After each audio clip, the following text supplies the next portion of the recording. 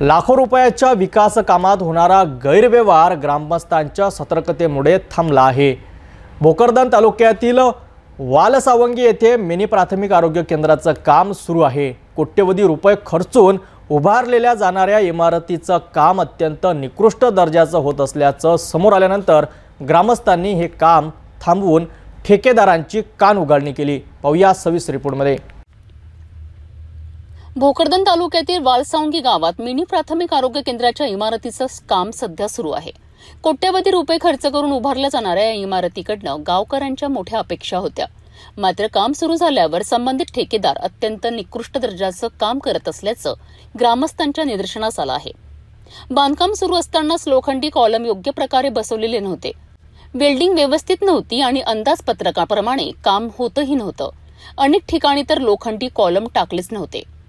या गंभीर बाबी लक्षात आल्यावर भाजपचे युवा नेते गणेश गाडेकर आणि फिरोज सौदाकर यांनी तातडीने घटनास्थळी भेट दिली।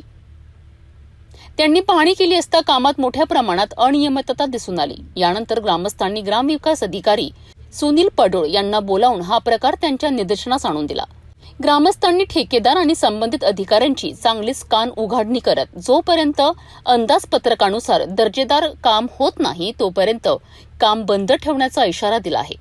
या प्रकरणाची तक्रार वरिष्ठ स्तरावरही करण्यात येणार असल्याचं ग्रामस्थांनी सांगितलं आहे।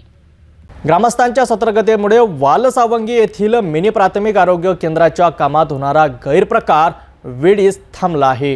प्रशासनाने यावर तातडीने लक्ष घालून दर्जेदार काम सुरू करून देणं गरजेचं आहे, अन्यथा कोट्यवधी रुपयाचा निधी वाया जाण्याची शक्यता नाकारता येत नाही।